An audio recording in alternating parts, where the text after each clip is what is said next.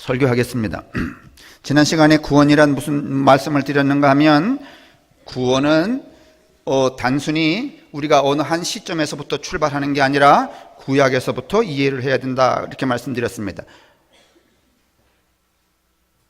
근데 그 구약의 구원이라고 하는 것은 생명이었고 생명을 살리는 것이었다 이렇게 말씀을 드렸습니다. 제가 생명을 살리는 것에 이야기를 드릴 때 출애굽 얘기 드렸습니다. 이스라엘 백성들이 애굽에서 구원을 받았죠? 그러면 그들이 애굽에서 구원을 받았을 때 죽었다가 살아난 거예요? 아니면 살아있는 것이 애굽에서부터 나온 거예요? 이스라엘 백성들이 여러분 바벨론 포로로 잡혀갔다가 구원을 받았죠? 그들이 죽었다가 살아난 거예요? 아니면 살아있는 사람들이 고향으로 돌아온 거야? 그런데 왜 우리는 어쩌자고 구원 그러면은 어느 시점부터 말이지 그런 것들은 다 잊어버리고 죽었다가 벌떡 일어나는 것을 자꾸 생각하느냐 그 말씀 드렸습니다. 이건 굉장히 우리가 지금까지 이해해왔던 그 신앙의 흐름을 참 아주 잘 이해하지 않는 것이라 이런 말씀을 드렸죠.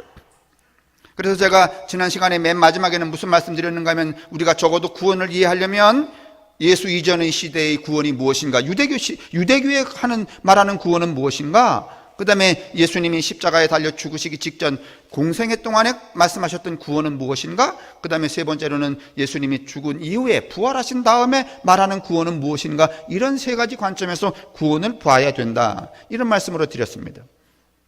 아마 여러분 이거 다시 안 가져오셨는지 모르겠습니다만은 그래도 할 수 없습니다. 그냥 제가 오늘까지는 이거 읽기로 그냥 했으니까 그냥 읽으려고 합니다. 안 가져오신 분들은 좀 정신을 똑바로 차리시고 잘 들으시길 바랍니다. 네, 쓸데없이 안 만들어도 되는데 그렇게 자비를 계속 베풀어야 좋은 일이 생기는 건 아닙니다. 제가 오늘 아침에 읽은 문장 중에 하나가 무엇인가 하면 향원익청이었습니다. 향원익청이라는 것은, 향기라는 것은 가까이 맡으면 여러분 맑아요? 아니면 탁해요? 향기는 어떻게 해야 되는가 하면 멀리 있을 때 막다는 것입니다. 오늘 여기 이 백합을 이렇게 많이 꽂아놓고 그런 것은 뭔가 하면은 김용옥 권사님이 나를 죽이겠다는 거예요. 이 백합 향기가 아름다우려면은요, 저 문 열고 들어올 때 그때 맞는 게 제일 맑은 거야. 그러니까 이렇게 제 앞에다 집중적으로 이거를 꽂아 놓는 것은 뭔가 하면 은연중에 여기 독이 있잖아요, 백합에. 그래서 계속 맡아서 빨리 죽어라 이런 뜻이죠. 농담이에요. 향원익청이라는 말이 그런 뜻이에요. 향기는 멀리 있을 때 맑다는 거예요. 여러분 사람도 진리도 그렇습니다. 함께 우리가 매일 이렇게 지내니까 여러분 이게 얼마나 향기롭고 맑은지 잘 몰라요. 사라져 봐야 알아요. 없어져 봐야 알아요.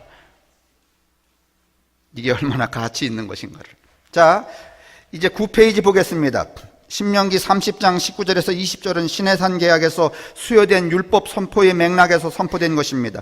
모세는 이스라엘 백성이 생명과 복을 누리기 위해서는 하나님이 그들에게 주신 명령과 규례와 법도를 지키고 하나님을 사랑하고 그의 말씀을 따라야 한다고 선언했습니다. 다시 말하면 유대교의 구원은 율법을 잘 준수해야지만 구원을 받을 수 있는 거예요. 맞아요? 유대교의 구원은 그냥 믿기만 해서 여러분 구원을 받지? 아니, 구약 성경의 구원이 믿기만 하면 받는 구원이 아니면 율법을 잘 준수해야 돼요. 그 율법을 잘 준수하는 게 뭔가 하면은 여기 나와 있다고 그랬어요. 율법 수여는 구약 성서에서 가장 중요한 주요한 구원 사건인 출애굽 사건 다음에 일어납니다. 그러니까 이스라엘 백성에게 있어서 율법 준수는 구원을 비로소 얻는 수단이 아니라 출애굽 구원 사건을 통해서 이미 얻은 구원 현실 속에 머물러 있는 수단이 됩니다. 하여간 좀 말이 좀 어렵지만 간단하게 말하면 구약 시대의 구원은 율법을 준수해야지만 되는 거예요. 그렇죠?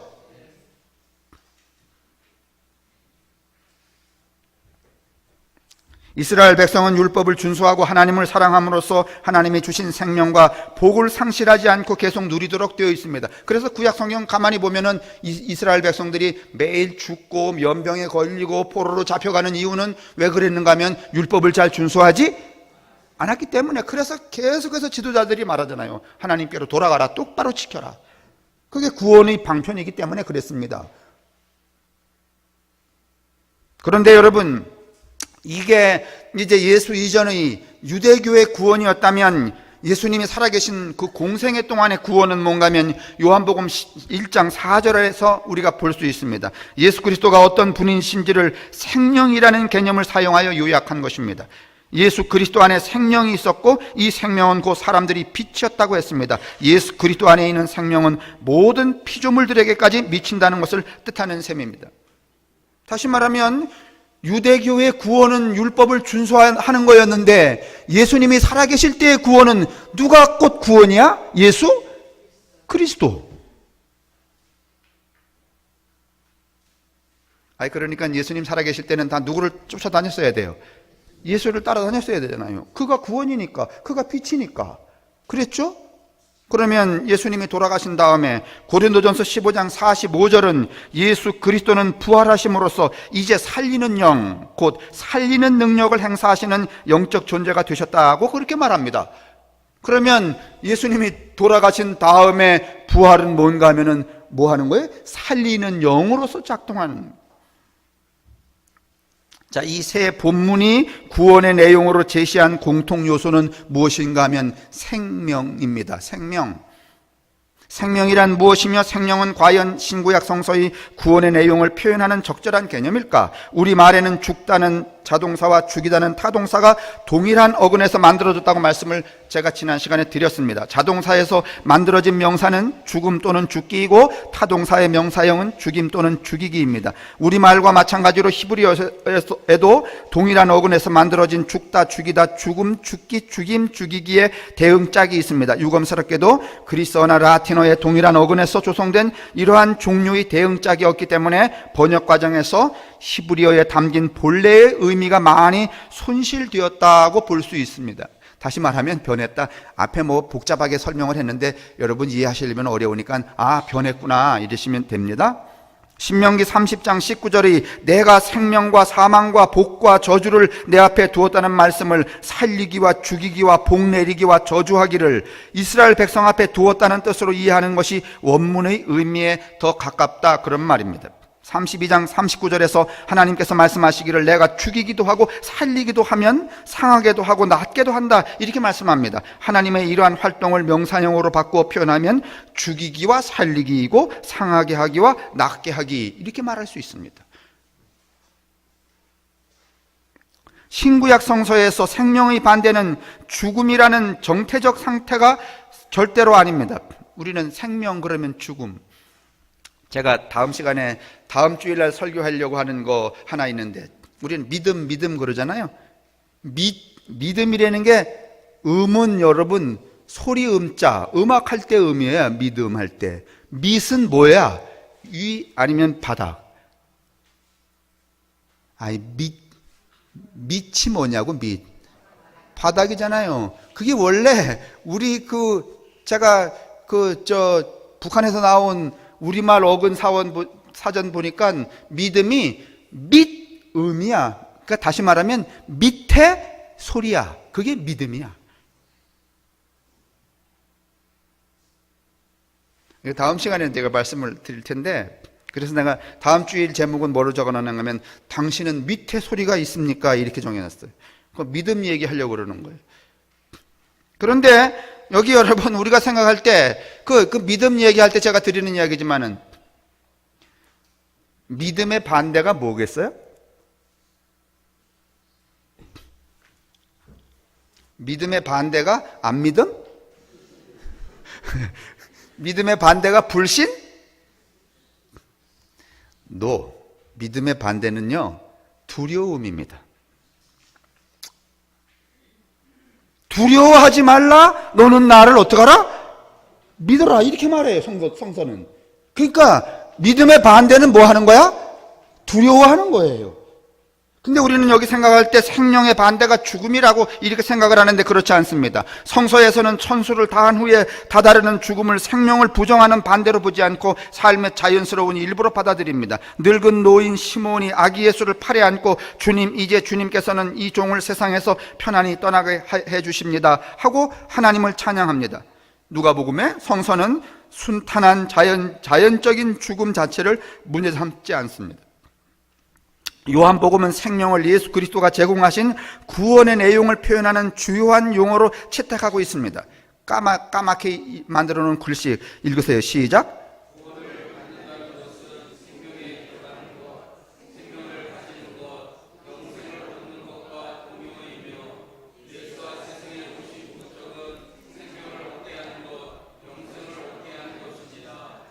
구원은 여러분 생명입니다. 생명.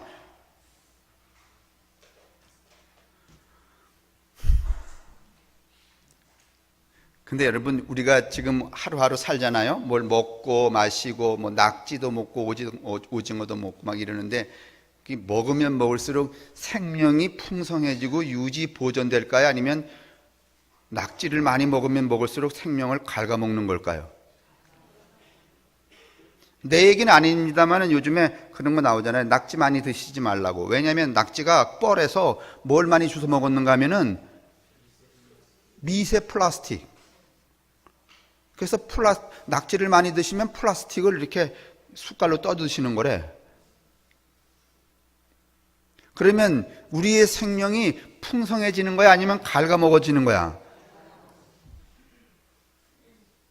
그러면 거기서 구원을 받으려면 어떻게 해야 돼? 간단하게 말하면 낙지를 많이 먹어야 된다, 안 먹어야 된다? 그게 구원이야. 좀 싱거워요? 이거 예배당에 11조 내고 헌금 내고 말이지, 그 구원료 내고서는 받는 것 치고는 너무 싸구려야?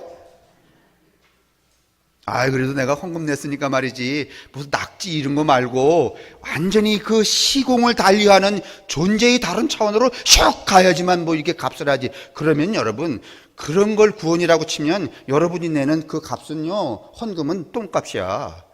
그거 내고선 그렇게 되기를 원한다면 이건 여러분 제정신 아니야. 왜냐하면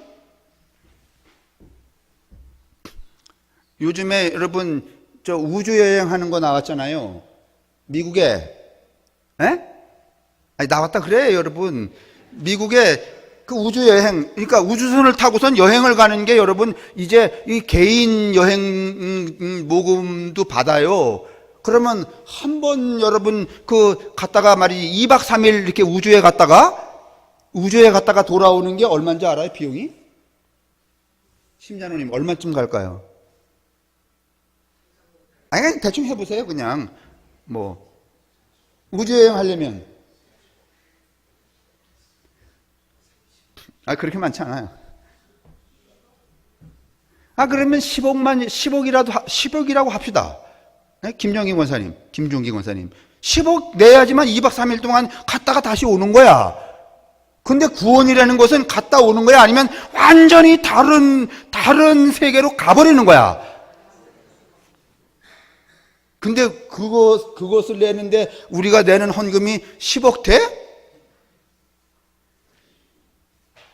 물론 이렇게 비교할 수 있는 건 아니지만은 여러분, 만약에 여러분 허 목사님이 오늘 이야기할 때 구원은 생명이고 그 생명을 풍성하게 하기 위해서는 낙지 좀 덜 먹어야 된다, 이런 이야기를 들었을 때 그러면 내가 그동안 낸 헌금이 얼마인데 낙지 안 먹는 걸로 칠 수가 있나, 이렇게 생각을 한다면 당신이 낸 헌금이 새로운 세계로 가는데 적합하냐 말이죠.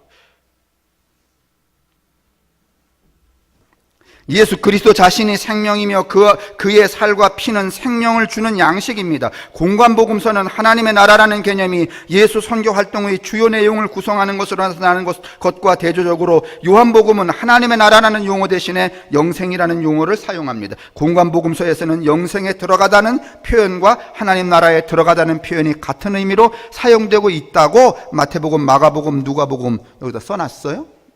영생은 까만 글씨 시작.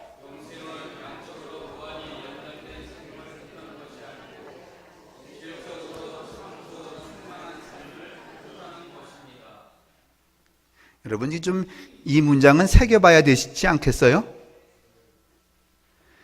내가 늘 여러분에게 드리는 말이 있어요. 지금처럼 말이죠. 내 인간의 그 개인적인 인격이 완성이 되지 않고 성숙되지 않고 뭐 요만한 사소한 거 보면 짜증나고 말이지, 나한테 맞지 않는 인간 보면은 말이지, 저 인간 빨리 안 뒤지나 뭐 이렇게 하고, 그런 인간들이, 그런 나의 개인적 성품이 인생이 말이지 연장이 돼서 5천년 만년 영생으로 산다면 그거 행복이야, 아니면 아주 지옥이야? 다시 말하면 지금 여러분과 내가 나와 같은 인격의 꼴로 영원히 살면 살고 싶어, 아니면 때려치우고 싶어?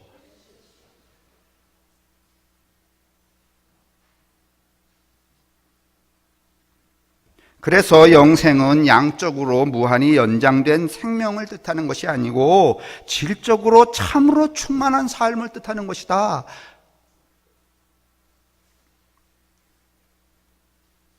그러니까 이게 여러분이 존재에 관한 개념이지 무슨 어떤 확장성의 개념이 아니죠. 영생은 오직 한 분이신 참 하나님을 알고 또 아버지께서 보내신 예수 그리스도를 아는 것이다. 요한복음 17장 3절. 이 말씀을 좀 비견하여서 이 문장을 좀 새겨보세요. 고린도전서 15장 45절에서 바울은 부활하신 예수 그리스도는 살리는 영이 되었다 이렇게 했죠. 그런데 그리스도에는 살리다를 뜻하는 하나의 고유한 타동사가 없다 말씀드렸죠. 그리스도에는 생명이라는 명사와 만들다라는 동사를 합성하여서 주포이에라는 타동사가 있다. 이제 제가 그렇게 썼습니다. 그리스도 사상에는 그리스도교의 부활이라는 개념이 없으니까 이 낱말이 죽은 사람을 살려내다는 의미를 나타낼 리가 없을 것입니다.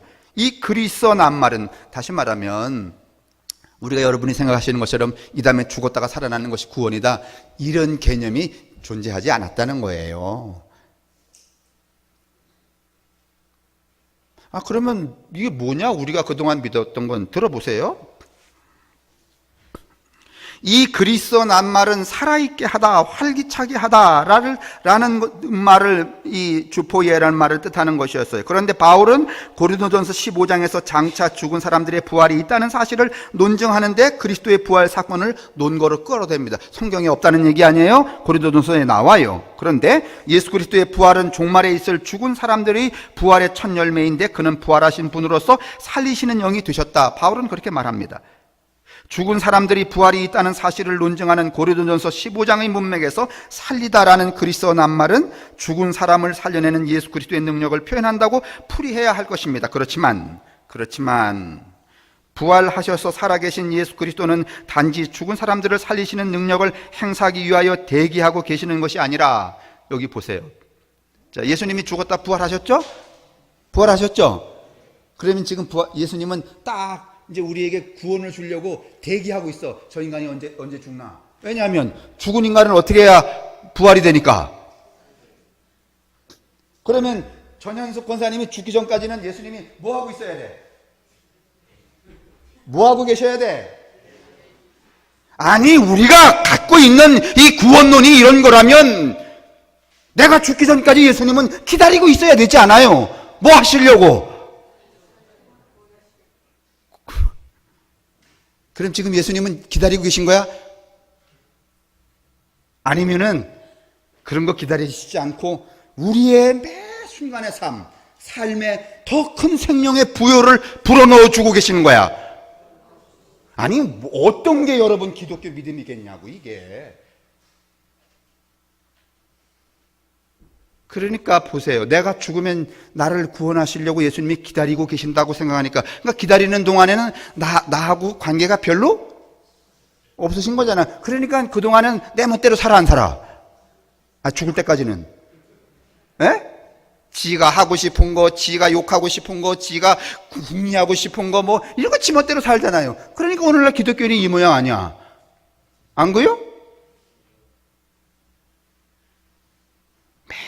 순간 나로 하여금 낙지 덜 먹게 하시고, 덜 미운 마음 갖지 않게 하시고, 덜 교만하지 않게 하시고, 그래서 나로 하여금 내가 이루고 있는 내 존재, 내 삶의 이 존재성을 어떻게 하느라고? 크고 넓게 하시느라고 지금도 내 안에서 뭐 하고 계신다? 일하고 계신다. 이렇게 생각지 않는 거야. 내가 죽을 때까지 기다리고 계시는구나. 왜냐하면 죽어야 나를 어떻게 하니까? 이런 거 다 아니다. 이런 거 다 아니다.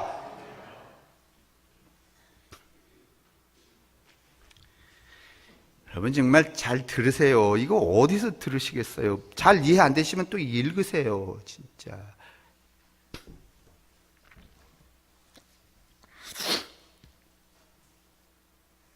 대기하고 계시는 것이 아니라 살아있는 사람들도 참 생명으로 살리시는 능력을 행사하고 있는 거죠. 그렇다면 살리다는 낱말의 의미의 폭을 여기서 원래보다 훨씬 더 확대시키는 것이 적절하다는 말입니다. 요한복음, 로마서, 고린도전서, 베드로전서에 사용된 이 낱말은 죽은 사람을 살려내는 것을 뜻하는 그런 의미도 있어요. 그리고 요한복음 5장, 6장, 로마서, 고린도후서, 갈라디아서에서는 살아있는 사람을 살리는 것을 뜻하는 대목도 있다는 것이기 때문에 그러므로 구원이라고 하는 것을 죽은 사람만을 살린다라고 하는 이해로만 국한하지 마시라는 거야.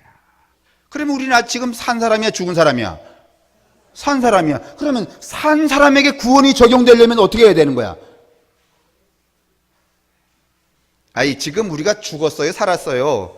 그러면 구원은 지금도 우리에게 해당이 돼야 안 돼요? 그러면 살아있는 내게 적용되는 그리스도의 구원은 뭐를 지금 우리에게 제공하는 거야? 생명의 풍성. 맞죠? 이렇게 쪼잔하게 살지 않고 말이지, 욕심대로 살지 않고 말이지, 미움 그대로 품고 살지 않고, 뭐 그런 거. 그래야 생명이 풍성해지지 않아요.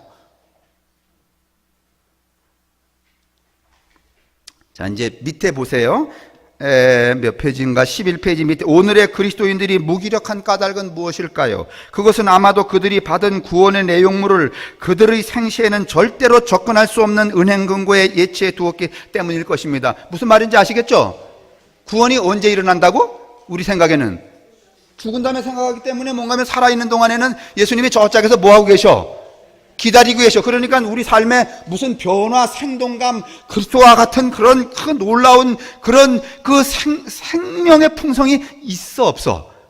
없어. 저기다가 이렇게 모셔두고 있는 거야. 그런 것 같아, 안 그런 것 같아?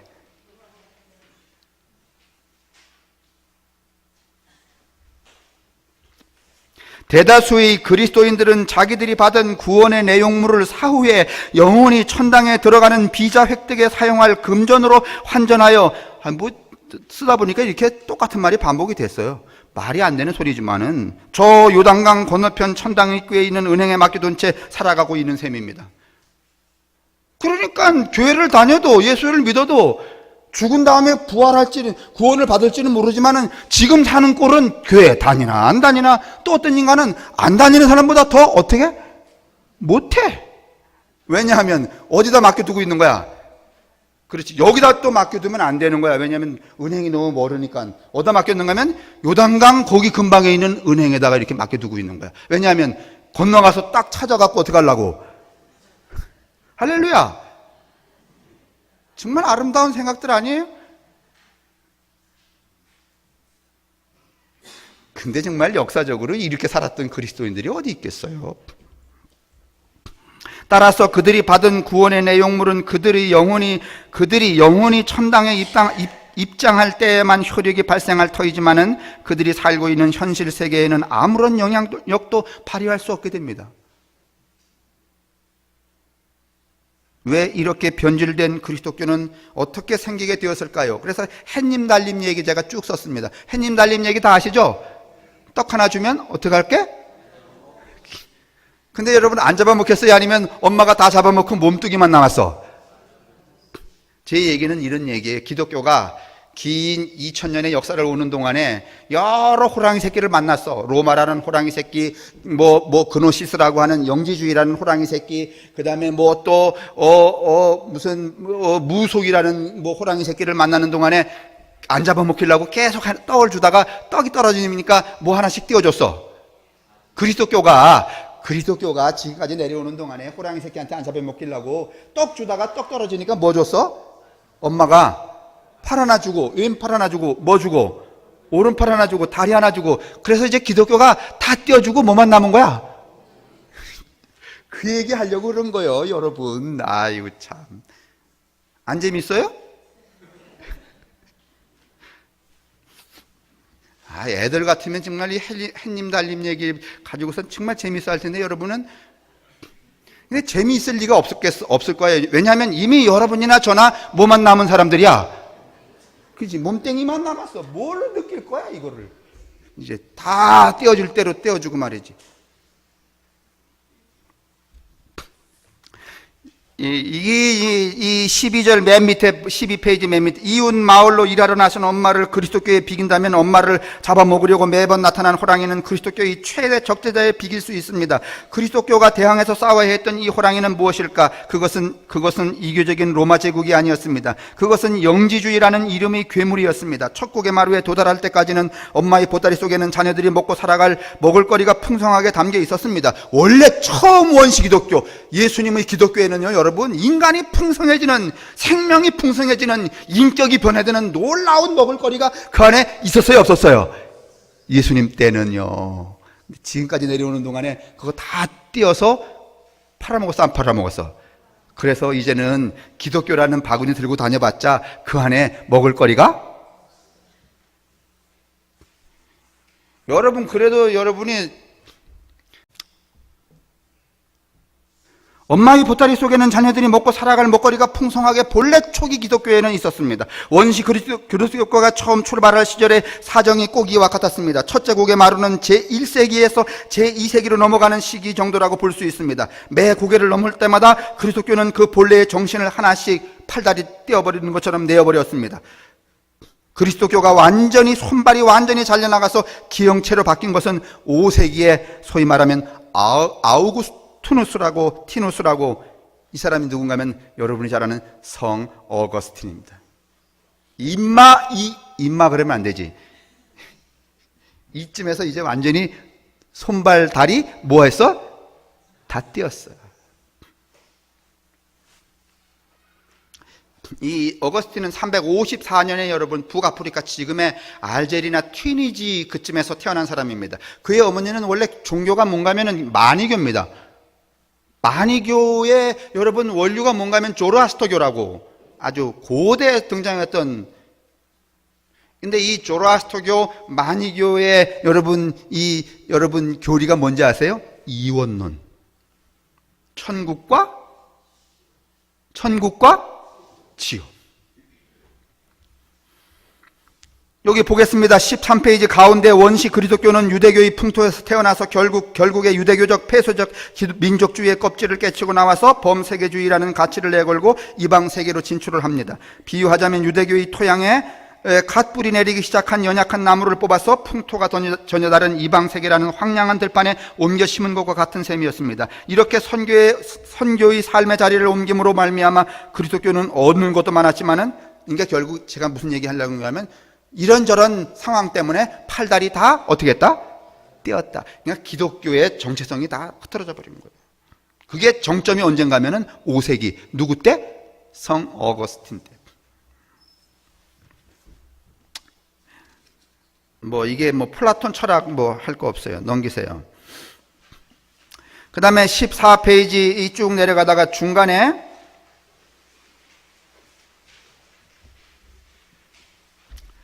이제 기독교가 가장 많이 대응하여 싸운 것은 여러분 우리가 성서에도 보지만은 이 영주주의 잘못 가리키는 선생들과 그 진리에 대하여서 끊임없는 이 투쟁이 벌어지는데 여러분 이 가운데 부분에 보면 그리스도교 내부에는 거기 그런 대목이 나와요. 그리스도교 내부에는 찾으셨어요? 거기서 읽으세요. 그리스도교 내부에는 그리스도교적 영지주의 사상이 횡행했습니다. 이게 여러분요 그런 거 있잖아요. 못된 거 나무라다가 못된 걸 어떻게 한다고? 담다고. 영지주의를 나무라다가 그 영지주의가 교회 안으로 어떻게 한 거야? 들어와 버린 거예요. 이것은 싸우면서 닮아간다는 격언과 같이 그리스도교가 외부의 영지주의와 맞서 싸우면서 영지주의에 자기도 모르게 물들게 된 것을 뜻합니다. 그리스도교가 몸과 영혼의 통합적 존재로서의 전인적 구원 사상을 은근슬쩍 내버리고, 다시 말하면 몸도 구원받고 영혼도 구원받고 현재도 구원받고 미래도 구원받고 이런 통합적 구원 사상이었어요. 그런데 이 영지주의 때문에 어떤 생각을 하게 되는가 하면 플라톤 철학도 마찬가지지만, 여러분 이 몸은 아름다운 거야, 여러분이 배우기에 몸은 아름다운 거야, 아니면 이건 천한 거야. 에이, 몸이 여러분, 이게 쓸만한 거래? 아니면 아주, 죄 짓는데 아주 가장 효율적인 도구래? 그러면 몸은 어떻게 해야 돼? 몸은 잘 해야 돼? 아니면 그냥 내가 굴려야 돼? 이원론이라는 게 여러분 그런 거예요, 여러분. 이 마니교라고 하는 이 사상이 그런 거예요. 몸은 뭔가 하면 껍데기야. 알맹이는 따로 있다는 거야. 이게 플라톤 철학이잖아요. 세상에 있는 모든 것들은 다 허상이라는 거잖아요. 그래서 우리가 옛날에 이렇게 말했잖아요. 이 땅에 있는 것들은 다 뭐든지 똥막대기보다도 못한 거야. 뭐가 중요한가 하면 이데아, 아주 영혼, 이런 것만 중요하다는 거예요. 이렇게 이분화되는 상황이 발생했다는 것이죠. 그리스도교가 몸과 영혼의 통합적 존재로서의 전인적 구원 사상을 은근슬쩍 버리고 그 대신에 영혼 불멸설과 함께 개인 영혼의 내세 구원관을 받아들이는 것은 영지주의 사상에 굴복한 것과 다름 아니라는 말입니다. 그러니까 오늘날 우리가 생각하는 이 세상은 옛날에 이런 노래 있었잖아요. 미칠 것 같은 이 세상. 다 때려치우고 빨리 세상 끝나고 어디로 가자는 거야?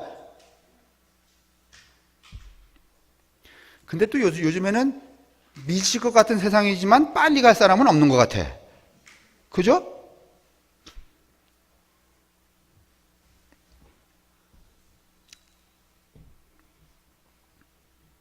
이렇게 하기 위해서는 그리스도교의 소중한 유대교적 유산을 폐기 처분해야 했습니다. 그것은 곧 묵시문학적 종말 사상이었는데, 종말 사상은 그리스 사상에서 전혀 찾아볼 수 없는 것입니다. 종말 사상은 인간의 또는 세상의 궁극적인 구원은 새하늘과 새 땅에 이루어질 역사의 미래에 있다고 희망하는 믿음입니다. 여러분, 구약 성서의 종말 사상이라는 게 세상이 다 뭉떨어지고 새로운 세상으로 가는 거야? 아니면 에덴 동산을 다시 만드는 거야? 에덴 동산을, 그거는 뭔가 하면은 역사의 현장 안에 만드는 거예요, 여러분. 이게 묵시 사상입니다.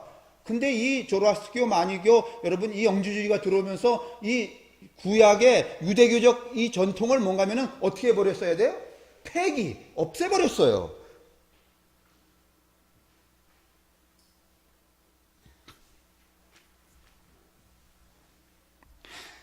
그래서 밑에서 세 번째 줄에 종말 사상의 폐기와 더불어 그리스도교는 역사 변혁의 의지도. 아니, 그러니까 이제 세상이 막 엉망진창이야. 어느 한 놈이 말이지, 그냥 못되게 해서 그냥 그렇게 먹어도. 예를 들면, 우리도 지금 이 종교가 보수와 진보로 나눠져 있잖아요. 이게 보수적인 그 신앙을 가진 사람들은 대통령, 어떤 권력자가 말이지, 무슨 어떤 도시에 말이지, 국민들을 말이지, 총으로 다 쏴 죽이고 이래도 우리하고는 상관이 없는 거야. 그냥 이렇게 가다가 세상에 뭐가 되면 좋아. 아니, 기도만 하는 분들은 이런 거잖아요. 어떤 나쁜 놈이 말이지, 저 밑에서 말이지, 동네 사람들을 많고 총질을 해갖고 다 쏴 죽여버려. 그러면, 이럴 수 있나 하고 뛰쳐가야 돼? 아니면 기도해야 돼? 이렇게 되다 보니까 세상이, 사회가 변혁이 돼요, 안 돼요? 사회가 변혁이 안 돼, 그 말입니다. 이 유대교적인 묵시 종말 사상을 폐기했기 때문에 역사 변혁의 의지도 능력도 상실하고 말았다. 그리스도교는 개인의 종교, 그리고 어떻게 됐는가 하면 세상이 어떻게 돌아가든지 모르겠다. 누구만 잘 되면 되는 거야? 나만 잘 되면. 개인의 종교, 내면적 이기주의의 종교, 역사적 피한주의의 종교로 전락하여 역사의 현장으로부터 소외되기 시작했다.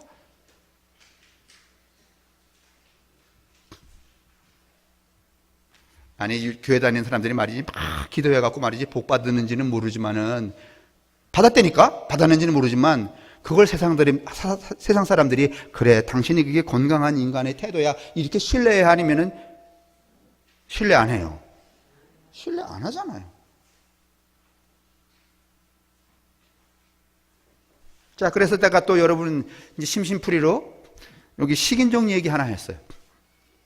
이제 얘기 다 끝났어요. 한 장만 지나가면 돼요. 끝나가는 것 같죠?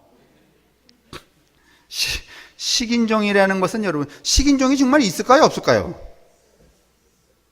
공부 잘못하셨어요. 이건 잘못된 학습입니다. 없습니다. 식인종이라는 것은 서구 사회가 조작해낸 허위의식입니다. 식인종이라는 인종의 존재를 여러분 태평양 전쟁 때 일본 애들도 인도네시아 저런 데서 여러분 갇혀서 지낼 때 먹을 것을 없을 때 저들끼리 잡아먹었어요? 안 잡아먹었어요? 에? 몰라요? 대동아 전쟁 때 여러분 저 일본 사람들 막 이렇게 해서 이 아시아 전역에 말이지 막 필리핀 말레이시아 인도네시아 가서 전쟁질 했잖아요.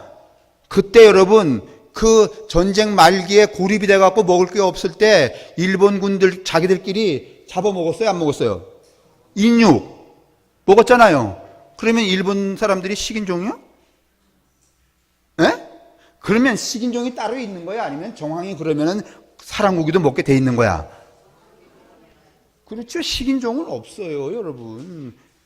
그때 여러분 일본 군인들이 저들끼리 잡아먹었다고 일본 군인들 보고 식인종이라 그래요? 종이 따로 있는 게 아니란 말이죠. 근데 이때는 거야. 그걸 누가 만들어내요?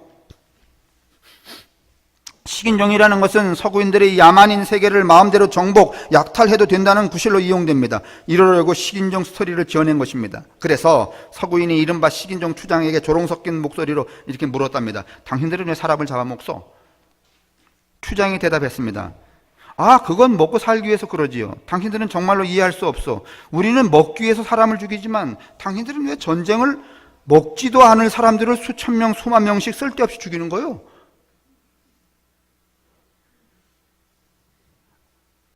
여러분, 어느 게 용서돼?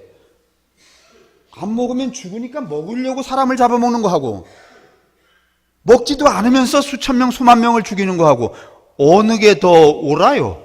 이건 옳다 그러다가 문제가 아니지만, 일단은 경중의 차이를 두고 볼 때, 살려고 먹는 거 하고, 사는 것과 상관도 없이 죽이는 거 하고, 어느 게 더 식인종이야?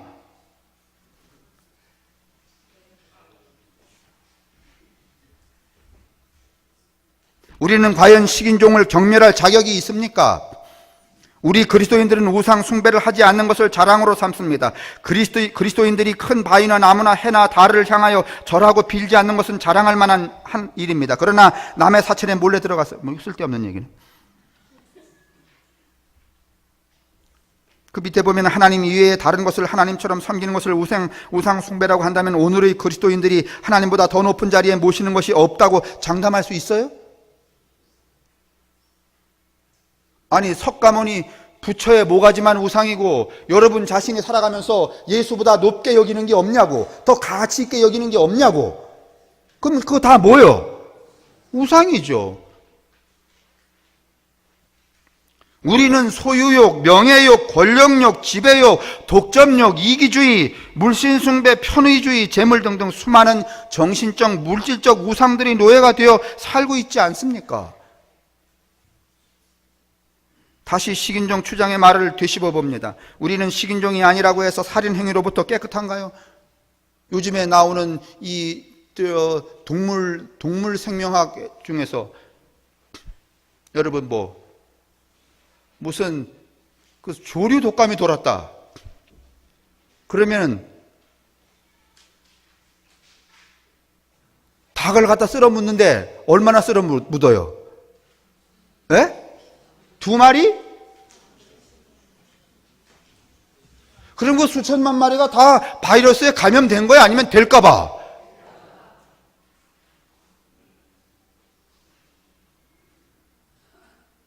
이건 식인종 아니에요?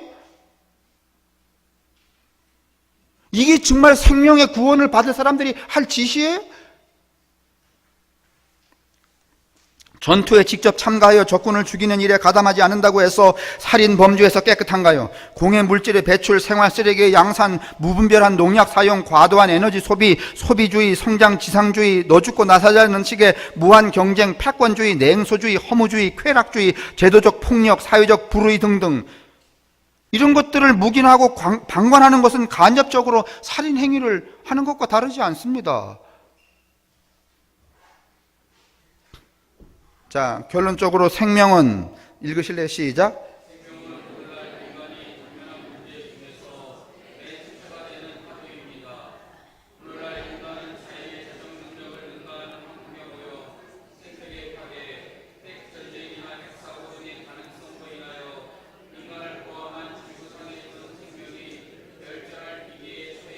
그러면 여러분, 우리가 지금 놓여 있는 게 지금 지난 여름에도 폭염이 있었잖아요. 그게 다 우리들의 삶의, 문명의 삶의 구조 때문에 생긴 거잖아요. 그러면 이 시점에서 이 시대를 살고 있는 그리스도인들인 여러분과 제가 있을 때 예수가 이 새끼들을 구원해야 되는데 지금은 저렇게 폭염에 뒤지든지 말든지 기다렸다가 이 다음에 죽으면 내가 부활을 시켜야지, 이게 예수의 구원론일까 말입니다. 그럴까요?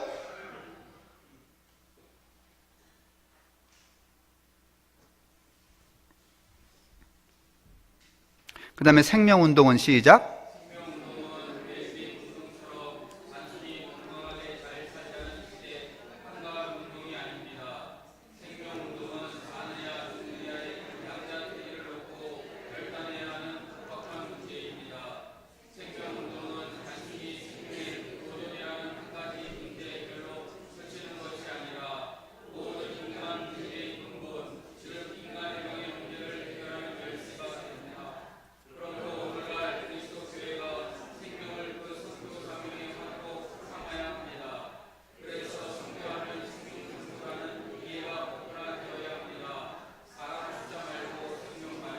근데 요새 우리 선교 그러면 생명 선교가 아니잖아요. 선교 그러면 그냥 숫자를 많이 모아드리는 걸 말하는 거잖아요. 그리스도교가 생명운동을 한다는 것은 단순히 시위에 편성하는 것이 아니라 그리스도교 복음의 본래적 뿌리를 회복하자는 것입니다.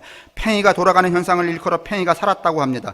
팽이가 살았다는 것은 팽이라는 물체와 더불어 있는 현상이지 팽이를 떠나서 별도로 존재하는 어떤 현상이 아닙니다. 무슨 말인가 하면 구원이라는 것은 살아있는 나를 떠나서는 말할 수 없는 거예요, 여러분. 근데 우리의 구원이라는 것은 여러분, 살아있는 나를 배제하고 이 운제, 이 다음에 죽은 다음에 이야기를 자꾸 한단 말이죠. 얼마나 무책임한 거예요, 이게. 여러분, 팽이가 살았다 그러면 팽이와 팽이의 움직임, 그걸 통째로 보고 뭐 했다 그러는 거야? 살았다 그러는 거죠.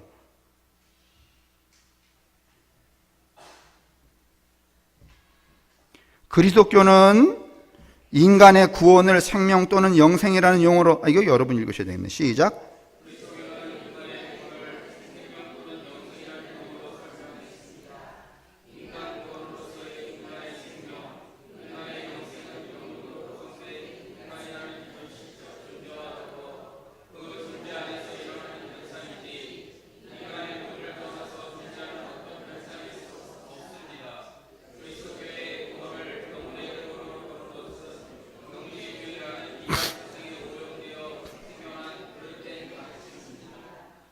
그러니까 여러분, 지금 살아있는 내 생명도 귀하면 남의 생명도 또 어떻게 해야 돼요? 귀한 것이죠. 오늘날의 생명운동은 인간의 구원만을 문제 삼는 것이 아니라 자연계의 생명의 구원도 목표로 하죠. 인간의 생명과 자연의 생명은 별개가 아니고 하나의 거대한 생명 사슬로 연결되어 있죠. 자연의 생명을 보호한다는 것은 자연을 하나님의 피조물로서 본래적 권리를 회복시킨다는 것을 뜻합니다. 인간의 종말론적 구원이 성취되는 그날에는 인간만이 구원을 받아 어느 허공으로 이주하는 것이 아니라 새롭게 된 새하늘과 새 땅, 그러니까 여러분, 구원을 받으려면 우리만 받는 게 아니고 새하늘과 새 땅이라는 것은 저 하늘도 이 땅에 있는 모든 생명도 다 구원받은 존재로 나와 함께 어떻게 해야 되는 거야? 나가야 되는 거죠. 이거 다시 말하면 소양강물이 저렇게 썩어 빠졌으니까 빨리 떠나서 나만 구원받아야지, 이건 있지? 내가 구원받으면 하늘도 땅도 새 하늘과 새 땅이 어떻게 되는 거야? 그러니 이 구원이라는 말이 얼마나 통전적인 거예요? 전체적인 거예요, 여러분. 근데 우리는 지금까지 구원이라는 말을 교회에 다니는 나의 지극히 개인적이고 이기주의적인 전제하에서 써요, 안 써요?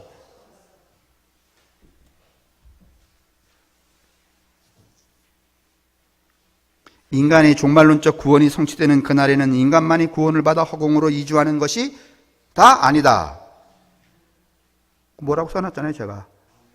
이주하는 것이 아니라, 여러분 마주 읽으세요. 시작.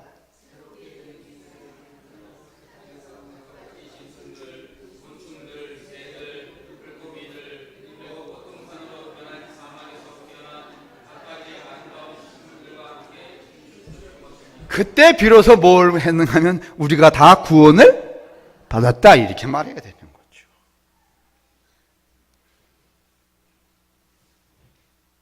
그러니까 민유승 권사님이 이 다음에 구원받으려면은 이것들도 다 구원을 받아서 그 동산에 있어야 된다고.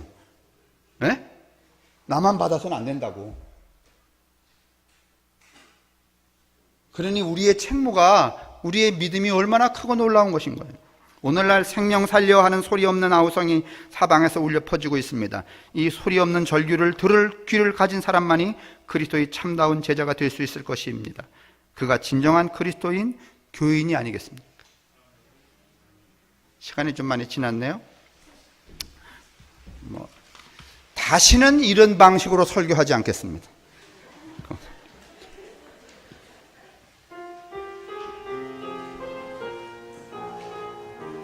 성부와 성자와 성령의 축복하심과 또 소통하심과 복내리심이 당신이 사랑하는 모든 성도들과 저들이 살아가는, 저들이 이제 생존 위에, 그리고 저들이 가족들과 저들의 이웃들, 이 땅에 살고 있는 모든 생명체들 위에 언제나 함께 하시기를 간절히 축원합니다. 아멘.